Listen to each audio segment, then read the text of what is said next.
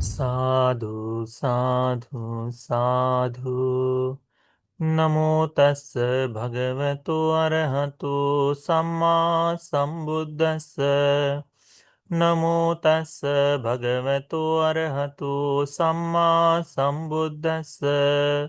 नमो तस् भगवतो अरहतो सम्मा सम्बुद्धस्स। साधु साधु साधु। हमारे पूजनीय कल्याण मित्र गुरु भंते जी को हमारा प्रणाम। साधु साधु साधु। श्रद्धावान उपासक उपासिकागण, कल हम लोगों ने विपस्सी भगवान बुद्ध जी के संबोधि तक के यानी पटिच्च समुत्पाद को विपस्सी भगवान बुद्ध जी ने किस तरह से देखा, इसके बारे में हमने सुना। आज हम उस सूत्र का अवशेष भाग यानी द्वितीय भाग संपूर्ण करेंगे।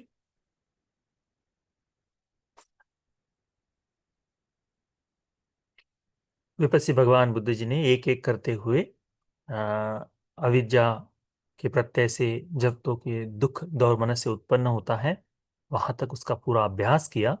जब इसका अभ्यास किया, इसे देख लिया, बोध कर लिया, तो एक ऐसी विपस्सी बोधिसत्व को पूर्व में न सुना हुआ ज्ञान उत्पन्न हुआ, है ना। चक्षु धर्म का चक्षु उत्पन्न हुआ, ज्ञान उत्पन्न हुआ, प्रज्ञा उत्पन्न हुई, विद्या उत्पन्न हुई और एक आलोक उनके जीवन में उत्पन्न हुआ। अतको भिक्खवे विपस्सिस बोधिसत्वस्य एतदहोसि। तब विपस्सी बोधिसत्व को ऐसा भाव उत्पन्न हुआ, ऐसा चिंतन आया, एतदहोसि, कि मिनुखो असति जरा मरण न होती। किसके न होने से जरा मरण नहीं होता। किस निरोधा जरा मरण निरोधाति। किसका निरोध कर देने से, किसे रोक देने से जरा मरण रुक जाता है। अतको भिक्खवे विपस्सिस बोधिसत्वस्य योनिसो मनसिकारा अहुपन्याय अभिसमयो जातियाखो असति जरा मरणं न होती। तब विपस्सी बोधिसत्व को सही तरह से योग्य प्रकार से चिंतन मनन करते हुए प्रज्ञा से ये बोध हुआ कि जन्म नहीं होगा तो जरा मरण नहीं होगा। जाति निरोधा जरा मरण निरोधो। जन्म पर रोकथाम लग जाए, जन्म रुक जाए तो जरा मरण रुक जाएगा करके। फिर उनके मन में आगे विचार आया कि मीनू को असति जाति न होती। क्या न होने से जाति नहीं होगी। किस निरोधा जाति निरोधो। किसका निरोध करने से जाति का निरोध हो जाएगा। अतको भिक्खवे विपस्सिस बोधिसत्वस्य। तब विपस्सी बोधिसत्व को योनिसो मनसिकार करते हुए प्रज्ञा से यह भाव जहां समझ में आया कि भव भवे को असति जाति न होती। यदि भव नहीं होगा तो जन्म नहीं होगा। भव निरोधा जाति निरोधो। भव निरुद्ध हो जाने पर, भव को रोक देने पर भव ही नहीं होगा तो फिर जन्म नहीं हो सकता। तो भव के रोकथाम से जन्म भी रुक जाता है करके ये भाव उन्हें समझ में आया। फिर उन्हें मैं ऐसा लगा कि ये जन्म कैसे, ये भव किसके न होने पर भव न होगा, किसके निरोध से भव निरोध हो जाएगा। तो फिर उन्हें प्रज्ञा से पता चला, योनिसो मनसिकार से देखते हुए उन्होंने जाना उपादान जो है, उपादान को असति भवो न होती। उपादान के न होने से, यदि उपादान नहीं है तो भव नहीं होगा। उपादान निरोधा भव निरोधो। उपादान पर कोई रोक लगा दे, उपादान रुक जाए तो क्या होगा, भव भी निर्माण नहीं होगा, है ना। वह वो जिस तरह से बताए, काम भव, रूप भव, है ना। इस तरह की जो भव है ये किस कारण से बनते हैं, उपादान के कारण से बनते हैं। फिर विपस्सी बोधिसत्व को ऐसा हुआ कि किमिनु को असति उपादान न होती। किसके न होने से उपादान नहीं होगा। किस निरोधा उपादान निरोधो। कि किस पर निरोध कर दे, किसे रोक दे, तो उपादान रुक जाता है। ये सारी ही चीजें क्रम से बंधी हुई हैं। हमारा जीवन भी तो क्रम से बंधा हुआ है ना, है ना। हमारा जन्म होता है, फिर थोड़े से बड़े होते हैं, फिर खाना खाना शुरू करते हैं, फिर हम स्कूल जाते हैं, फिर काम करते हैं, विवाह आदि, फिर बुढ़ापा, फिर मृत्यु। ये सारी चीजें कम क्रम से करते हैं कि नहीं? हम्म। कोई ऐसा कहता है कि जन्म ले लिया आप चलो खाना रोटी खाओ करके? नहीं हो सकता, उसका एक क्रम है। वैसे ही क्रम है ये भी, कि हमारे जन्म का क्रम है। जैसे एक छोटी सी आयु में हम ये सारी चीजें क्रमबद्ध होकर करते हैं, और एक दूसरे पर ये सारे डिपेंड है। जैसे जैसे हमारा शरीर, हमारा दिमाग, हमारी बुद्धि, हमारा भाव बढ़ते जाएगा, वैसे वैसे उसके कामों का व्याप भी बढ़ता जाता है। वैसे ही यहां पर भी है कि एक के ऊपर एक आधारित है। हमारे जन्म के लिए ये सारी श्रृंखला, सारी यंत्रणा काम करती है। एक के रुक जाने से सब कुछ रुक जाता है, सब कुछ रुक जाता है। वैसे ही इसमें है। भगवान देखते हैं बोधिसत्व की अवस्था में, विपस्सी बोधिसत्व देखते हैं कि उपादान कैसे रुकेगा। तो योनिसो मनसिकार कर कर प्रज्ञा से देखते हैं, तन्हाय को असति उपादान न होती। तृष्णा यदि नहीं है तो उपादान नहीं होगा। तन्हा निरोधा उपादान निरोधो। तृष्णा के रुक जाने से उपादान भी रुक जाएगा। यानी जहां से तृष्णा निकाल दी, अब उसके आगे का जन्म, जन्म के लिए, भव के लिए जो उपादान आवश्यक है, वो उपादान ही नहीं होगा तो भव नहीं होगा, भव नहीं होगा तो जन्म नहीं होगा। इस तरह से तृष्णा को निकाल देने से, तृष्णा को रोक देने से उपादान रुक जाता है करके उन्हें योग्य प्रकार से योनिसो मनसिकार से चिंतन करते हुए प्रज्ञा से उन्होंने बोध कर लिया। फिर बोधिसत्व देखते हैं कि किम्हिनुखो असति तन्ना न होती। किसके न होने से तृष्णा न होगी? किस निरोधा तन्ना निरोधो। क्या न होने से तृष्णा नहीं होगी, और किसका निरोध करने से तृष्णा का निरोध हो जाएगा? तो फिर बोधिसत्व योनिसो मनसिकार से चिंतन करते हुए क्या जानते हैं कि वेदना निरोधा, वेदना को असति तन्ना न होती। यदि वेदना नहीं होगी तो तृष्णा नहीं होगी। वेदनाओं के कारण ही तृष्णाओं का जन्म होता है। जो वेदनाएं जागती हैं, उन उन वेदनाओं से वैसी वैसी तृष्णा उत्पन्न होती है, वैसी वैसी तृष्णा उत्पन्न होती है। वेदनाओं के होने से ही तृष्णा उत्पन्न हो रही है। यदि वेदनाएं नहीं होगी तो तृष्णा उत्पन्न नहीं होगी। अंधे व्यक्ति को आंख की तृष्णा नहीं जाग सकती। आंख की वेदनाओं से होने वाली जो तृष्णा है, उस आंख की वेदना से जो जागने वाली तृष्णा है, वो नहीं उत्पन्न हो सकती। वो जिसकी आंख है तो आंख की तृष्णा उसी में उत्पन्न होगी जिसकी आंख है।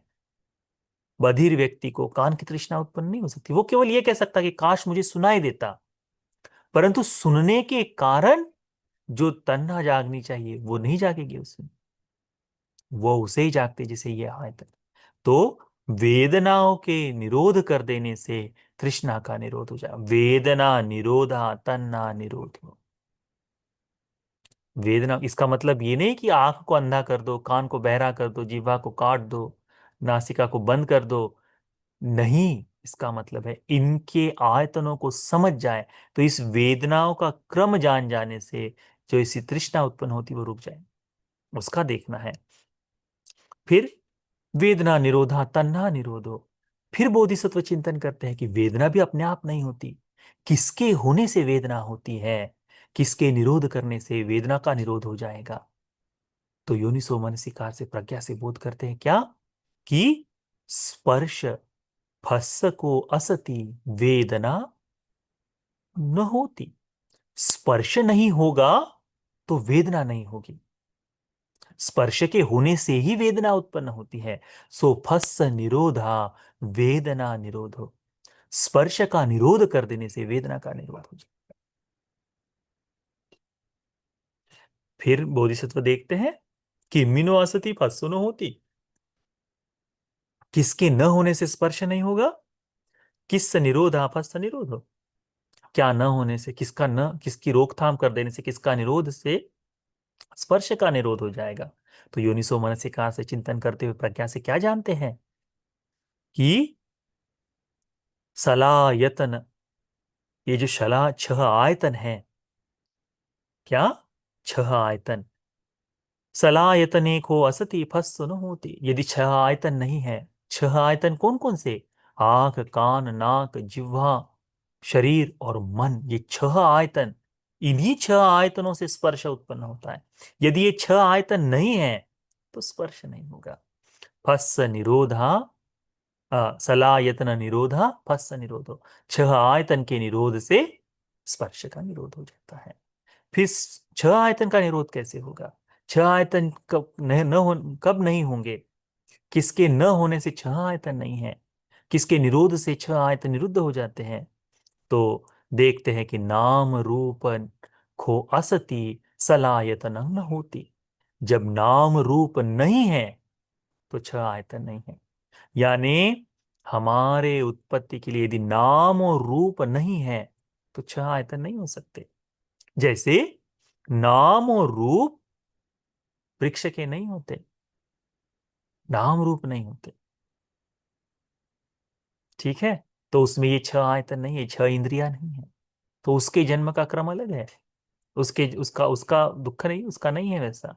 ये जो है नाम रूप जो है, ये जिस जिस सत्व में है, सत्वों में यानी सभी सत्व आ जाते हैं उसमें, ब्रह्मलोक तक के महाब्रह्मा तक को नाम रूप है। ये इसीलिए संसार उस तरह से उनका भी चलते आ रहा है। निरय के जो सत्व है उनमें भी नाम रूप है, इसीलिए वे भी दुख भोगते हुए मृत्यु तक जाते हैं। जानवरों के लोक में भी नाम रूप है, इसीलिए वहां भी दुख भोगा जाता है। मनुष्य लोक में नाम रूप है। तो सभी सत्व, ऐसा नहीं कि ये हमारे लिए सीमित है, हम ही तो है जो इन सभी लोकों में भ्रमण करते चलते हैं। किस कारण से, ये सारा संकलन, ये सारी जो चेन है, ये जो सांकल बनी हुई है, इन्हीं के कारण से चलते हैं। विपस्सी बुद्ध ने देखा, विपस्सी बोधिसत्व ने देखा कि यह जो नाम रूप है उसके कारण से सलायतन है। तो नाम रूप निरोधा सलायतन निरोधो, नाम रूप के रुक जाने से सलायतन रुक जाता है। नाम रूप किसके होने से होता है, किसके निरोध होने से नाम रूप का निरोध हो जाएगा। तो देखा कि विज्ञाने को असति नाम रूपं न होती, विज्ञान न होने से नाम रूप नहीं होता। ना विज्ञान निरोधा नाम रूप निरोधो, विज्ञान जहां खत्म हो जाता है वहां नाम रूप भी खत्म हो जाता है। फिर बोधिसत्व ने देखा कि क्या है, कि विज्ञान, किसके न होने से विज्ञान नहीं होगा, किसका निरोध कर देने से विज्ञान निरोध हो जाएगा। संखारे सुखो असति विज्ञान न होती, संस्कार निरुद्ध, संस्कार के न होने से विज्ञान नहीं होता। संखारा निरोधा, संखार निरोधा विज्ञान निरोधो, संस्कार का निरोध हो जाए तो विज्ञान का निरोध हो जाता है। ये संस्कार ही है जो विज्ञान को बनाते हैं, संस्कार है जो विज्ञान को बनाते हैं। फिर देखते हैं बोधिसत्व कि किन्नु को न सती संखारा न होती, किससे निरोधा संखार निरोध हो। तो योनिसो मनसिकार से देखते हुए उन्हें पता चलता है कि हाँ, अविद्या को असति संखारा न होती, जहाँ अविद्या नहीं है वह संस्कार नहीं होंगे। अविद्या निरोधा संखार निरोधो, अविद्या के निरोध हो जाने से संस्कार का निरोध हो जाता है। तो सारी समस्याओं की जड़ क्या है, अविद्या है। अविद्या से ही अभिभूत अंध होकर ये सारा संसार, संस्कार विज्ञान नाम रूप सलायतन, अ, फस वेदना तन्हा, उपादान भव और जाति, ये सारी एक एक की सांकल बने चैन बने हुए चल रहा है। इसका आरंभ बिंदु क्या है, अविद्या है। अविद्या के न होने से क्या होगा, तो ये सारा संसार रुक जाएगा। एकाएक कोई ब्रेक लगा दे तो जैसे सारा का सारा जो चलना है वो रुक जाता है। वैसे ही अविद्या के रोकने से अविद्या निरोधा संखार निरोधो, अविद्या के रुक जाने से संस्कार रुक जाएगा। इति हिदं अविद्या निरोधा संखार निरोधो, संखार निरोधा विज्ञान निरोधो करके एक एक करते हुए विपस्सी बोधिसत्व को ये भाव उत्पन्न हुआ। एवमेतस्य केवलस्य दुख खंड स निरोध होती है। इसी तरह से ये संपूर्ण दुख स्कंध का, ये संपूर्ण दुख पुंज का, ये संपूर्ण दुख की ठोकरी का जो है निरोध हो जाता है करके उन्होंने देखा। निरोधो निरोधो तिको भिक्खवे, इस निरोध का चिंतन करते हुए, रोकने का, इसको संपूर्ण निरुद्ध हो जाने का चिंतन करते हुए, विपस्सिस बोधिसत्वस पुब्बे अननुसुतेषु धम्मेषु चक्षुं उदपादि, तब विपस्सी बोधिसत्व को पहले न सुना हुआ, क्योंकि इससे पहले सभी ने ध्यान तक की बात पता की थी, सब तक, परंतु कोई भी इस भाव को बोध नहीं कर पाया था। इससे पूर्व के बुद्ध ने किया था, परंतु पूर्व का बुद्ध का शासन समाप्त हो गया। अब जो उस समय विपस्सी बोधिसत्व थे, उनको ये पहली बार अननुसुतेषु धम्मेषु चक्षुं उदपादि, जो सुना न धर्म है ऐसे धर्म के प्रति चक्षु उत्पन्न हुआ, ज्ञान उदपादि ज्ञान उत्पन्न हुआ, पඤ्ඤा उदपादि प्रज्ञा उत्पन्न हुई, विद्या उदपादि विद्या उत्पन्न हुई, आलोक उदपादि आलोक उत्पन्न हुआ। यानी मुक्ति का बीज उत्पन्न हुआ। पटिच्च समुत्पाद का बोध कर लेने से कैसे पटिच्च समुत्पाद बनता है और कैसे निरुद्ध हो जाता है, इसका बोध कर लेने से विमुक्ति साक्षात हो जाती। तो यह जो है आ, विपस्सी बोधिसत्व का सूत्र है। इसी प्रकार से हर एक बुद्ध जब भी बुद्धत्व को बोध करता है तो इसी प्रकार का चिंतन वह करते चलता है। इसके बाद आने वाला पांचवा, छठा, सातवां, आठवां, नौवां सूत्र इसी तरह से क्या है, सिखी सूत्र, सिखी बोधिसत्व के बारे में, वेस्सभु बोधिसत्व के बारे में, ककुसंद बोधिसत्व के बारे में, कोनागमन बोधिसत्व के बारे में, कास्य बुद्ध के बोधिसत्व के बारे में, कैसे सिखी बोधिसत्व बुद्ध बने, वेस्सभु बोधिसत्व बुद्ध बने, ककुसंद बोधिसत्व बुद्ध बने, कोनागमन बोधिसत्व बुद्ध बने, काश्यप बोधिसत्व बुद्ध बने। इस तरह से एक एक का चिंतन करते हुए ये सारे सूत्र समान रूप से चलते हैं। तो 7 बुद्धों का विस्तार बोधिसत्व ने किया। हमारे बुद्ध ने, गौतम बुद्ध जी ने 7 बुद्धों का, पूर्व के 7 बुद्धों का विस्तार किया। सभी बुद्ध असम होते हैं, यानी किसी से समान, इस लोक में किसी के समान नहीं होते, परंतु वो बुद्धों को असम सम कहा जाता है। केवल समान है दूसरे बुद्ध के साथ, एक बुद्ध दूसरे बुद्ध के साथ ही समान है, परंतु दो बुद्धों के बीच में इतना अंतर होता है कि इस लोक में ये धर्म का रास्ता छूट जाता है। इसीलिए नया बुद्ध हर बार इस संपूर्ण श्रृंखला को, हर बार इस संपूर्ण ज्ञान को पुनः स्थापित करता है, इसीलिए वे बुद्ध है। इस बात को हमने समझना चाहिए, सीखना चाहिए। इस प्रतीत समुत्पाद का चिंतन करते समय हमारे मन में श्रद्धा जागनी चाहिए। आश्चर्य है कि बुद्ध को ऐसा ज्ञान उत्पन्न होता है। मेरी श्रद्धा उन तथागत के प्रति है जिन्होंने इस दुख मुक्ति का संपूर्ण मार्ग खोज लिया है। ठीक है, तो इस बात को अच्छी तरह से ध्यान में रखो। यह संपूर्ण विपस्सी भगवान का सूत्र, या फिर ये 7 बुद्धों का, बुद्धत्व का तक का सूत्र जो है, यह सूत्र आप सभी को तथागत के प्रति श्रद्धा जगाने वाला, धर्म की चेतना जगाने वाला, पटिच्च समुत्पाद को विस्तारार्थ समझने के लिए सहायक बनने वाला, निर्वाण के लिए हेतु बनने वाला सूत्र का उपदेश, यह पुण्य उपकारक धर्म हो जाए। साधु साधु साधु।